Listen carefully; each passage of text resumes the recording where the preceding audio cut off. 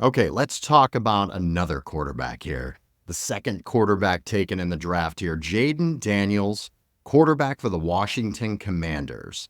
All right, Jayden Daniels is 6'4", 210 pounds, runs a 4.49 40. Frankie, talk to us about Jayden Daniels. Dude, Jayden Daniels came out hot, John. And what people don't know about this cat, man, he didn't come out of nowhere. And what I mean by this is he has been in the NCAA for almost 5 years. Started off at Arizona State. By the way, played with Brandon Ayuk. Fun fact there. So there's a little bit of something maybe dabbling around. But then on top of it, he goes to LSU, right? And within LSU, John, he looked like Burrow in terms of the progression from 1 year to absolutely becoming a dominating force in college football.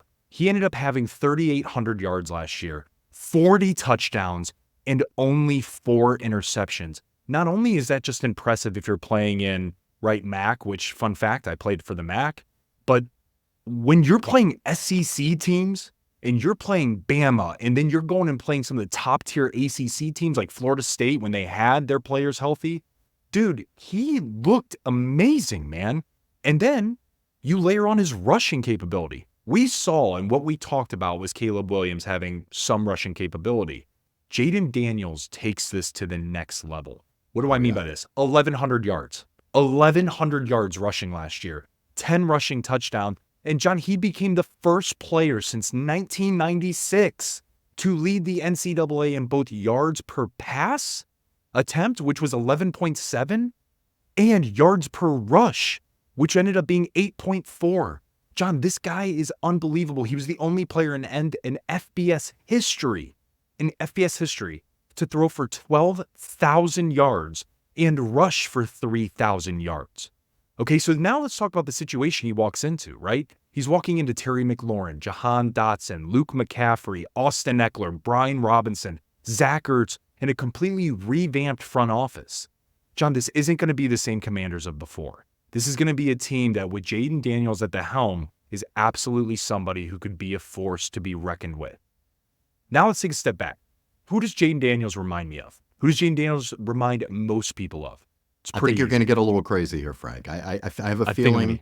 I have a feeling this is going to be like, do we have a hype train button yet? If we don't yet, we need to get that. Right? If we do, I want to put it right here because the hype train is rolling right now. I can feel it. Right, dude, exactly. We're talking Lamar Jackson, John. Woo! He's a slightly slower Lamar. Two-time MVP, absolute dominating individual in that Lamar. So, yes, it's kind of like you're comparing Caleb Williams to Aaron Rodgers and Patrick Mahomes in certain aspects. Same difference with Jayden Daniels with the Lamar. John, the reason why this makes sense is because of Lamar's elusiveness, what he did when he actually won the Heisman and things like that at Louisville, what he was able to do in college and completely dominating and taking over games, while also stretching the field with some of his top receivers. So for me, man, it makes a lot of sense for this comparison. Now, the only question is, can the Commanders keep Jayden Daniels upright and fortify that offensive line enough to where you're not having a Sam Howell situation and running for his life every time? But I love this cat. It's going to be interesting. Yeah, with Jayden Daniels, I mean, right now, ADP's 107. I mean, he's really going right around the same range we just talked about with Caleb Williams. Yeah. In fact, I think he's a spot or two above Caleb Williams, and I think it's the rushing floor. He's going around 8, 9, right around that range, QB 17 off the board. Now, when you're looking at Jayden Daniels, I mean, he is one of my big concerns is exactly what you said, keeping him upright. The dude does seem to look for his first read and then immediately take off. I mean, very Lamar-esque. Lamar earlier, not Lamar last year MVP. Lamar has definitely developed in his game, but I see him as a young Lamar to where that first read wasn't open, Mark Andrews was covered, and boom, he was taken off. I think Jayden Daniels is very similar to that, and he does take shots. He's not a huge guy, and he does take some shots, man. I mean, that's one thing that is very concerning. We saw that with Anthony Richardson last year. Everybody all over him because of his rushing. Sure as shit, the guy took some shots, and he's a big dude. So that is one concern I have. I mean, as far as fantasy goes, is this a guy you're looking at taking a chance on? You're looking at him being, you don't have to draft him as your QB1. That's the nice thing. But is this a guy you're taking as a backup to a high-profile quarterback that you may have taken, or is this a guy in a super flex you feel good as having him starting as your quarterback too? Where are you going about your thought process with Jayden Daniels? John, for me, I think it's a yes and a yes to both of your questions. Yes, he's a guy I'm willing to take a risk on. No, am I not drafting him to be my immediate starter in a one quarterback league. This is a guy, again, that if you're drafting Caleb Williams, you have to have another anchor piece from a quarterback perspective.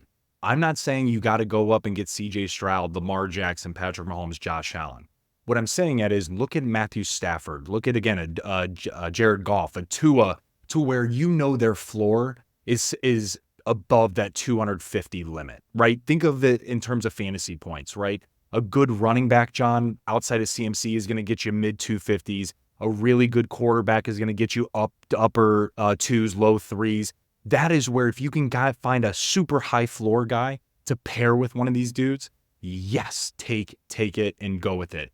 2-quarterback league, I have no problem. I have no problem rolling him out as your number 2. I have no problem if you want to take another quarterback and let it ride. Maybe it's an Aiden O'Connell, a Gardner Minshew, somebody like that, just to have a little bit in your holder in case something like with Anthony Richardson last year, man, like how that could happen to Jayden Daniels. Because you're right, he does take shots, and he has taken shots at LSU.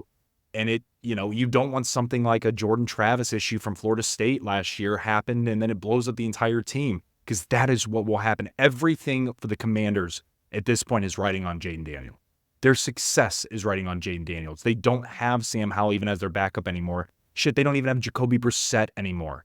So literally, man, this is it. And so for me, I like that. I like it a lot because they're investing everything around him.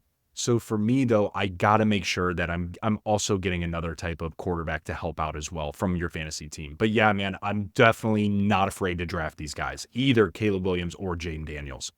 And we've got other guys relying on him as well. I mean, Yeah. it's been a while since I felt good about starting Terry McLaurin, Jahan Same. Dotson. I mean, Yes. can we please get some value out of these guys? I want to see them elevated as well. But I'm still nervous to draft those guys. I mean, you can get them at a really good discount, so that's the good news about it.